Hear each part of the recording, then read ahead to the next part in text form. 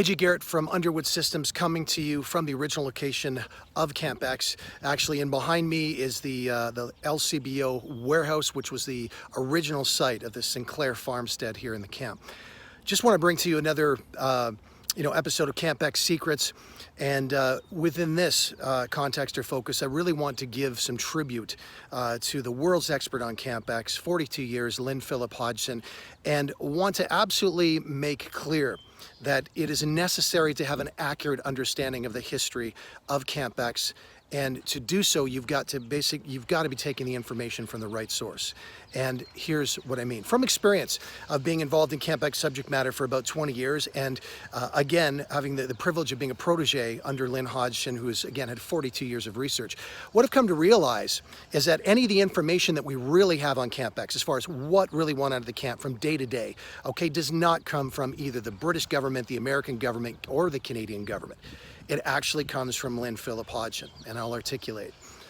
Essentially what we know nowadays, and you can contact the Public Records Office or the Foreign and Commonwealth Office, for the British government, who's technically responsible for some of this, or the SOE archives, okay, in Kew in the UK. They have next to no information on what went on a daily basis. Now, what the Brits have is they have the soldiers' personnel files, or the PFs. They know what instructors were at the camp because they came from British schools like Bewley and Airzag and so forth.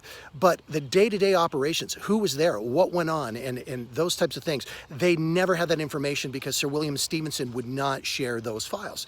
And there's still some older guys, from my experience today around the UK, they say that gosh darn Stevenson, they still have a bit of an attitude towards him. He was kind of like a bastard child that would never share. He compartmentalized everything, and then 90% of the records were destroyed at the Genosha Hotel after the war. So the Brits have very little information. So if you're coming from a British perspective or as a British author and you rely on what the British government has, you're going to have very dry statistical information and not a lot of practical information as far as what went on at the camp. Secondly, the American government, if they've got it, they're not sharing. Frankly, I've come to a belief that not only do they not have much on Camp X, they're not even interested. And the reason is most look back now from a historical perspective, including General Singlaub, Major General Singlaub, for example, who's a very celebrated OSSer that lectures today on the beginnings of CIA, all right? They look at the beginning of the OSS and CIA as being Area A and Area B in the United States. They do not generally look at the chapter, the actual birth chapter of these organizations in Camp X in Canada under Sir William Stevenson. And very frankly, it's kind of a common dynamic, I guess. If they see it as not being American, it's not something they focus on. And I believe, with respect, that's really one of the key factors here.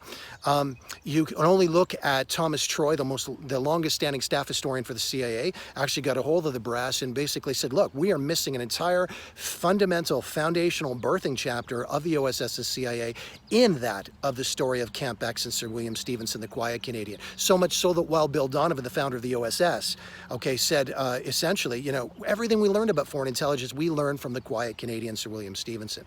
So again, if your perspective is coming from an American standpoint, there's just not a lot of information there.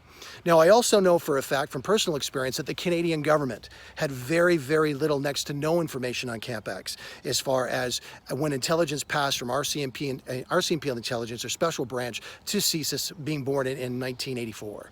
All right, I know that personally because the first deputy director of the Deputy Director of CSIS, the first Deputy Director, second man sworn into the agency, Archie Barr, essentially contacted me years ago after seeing that I was lecturing in England on Camp X and Bill Underwood and some of this great history, and had a chat and basically said, I have information for you and you've earned this. And basically told me that his first tasking as he came in as the new Deputy Director in CSIS in 1984 was essentially, when he was ripping the plastic off his chair, was to open up a file, and his tasking was to sum up Camp X on behalf of the Canadian government. What he ended up doing was taking multiple trips down to Bermuda to visit with a retiring, aging Sir William Stevenson, trying to get some information out of him. And the fact is, the Canadian government has said very little when it comes to that. We know what we really know about Camp X because of the groundbreaking, fundamental work of Lynn Hodgson. Why? Well, the bottom line is, in the 1970s, starting in the 70s, when the agents were still around, they still existed. A lot of the staff from the camp were still around. Lynn got out there and found them and developed, intimate relationships relationships, or you know, very, very deep relationships, okay, with so many of these, including the BSC ladies from New York, and you know, all that whole, you know, massive group of people. And Lynn had such loyalty for many of these people that they only wanted to talk to Lynn. And he has amassed the largest collection of files, artifacts, photographs, okay, interviews on campbacks from the agents, all right, from the staff that were there, than any organization, you know, in history. And it's because of Lynn, especially his groundbreaking book Inside Camp X, that was released in 1999, okay, that we have a lot of this information. And of a truth, any of the major authors, for the most part, who have written serious or tried to write serious history on Camp X, started with his book, or Lynn consulted with them in the beginning. So my point is that in trying to research Camp X or look at what has been said out there about the subject, you really need to understand the flow of how this information was gathered. And with that, again, I wish to pay tribute to, again, the world's expert, Lynn Philip Hodgson, 42 years of research, okay, on it. His first book, Inside Camp X, was required reading at the CIA, okay, and many organizations and governments lean on Lynn for an understanding of their incredible history, okay, within the Special and Black Ops community in Canada's Camp X.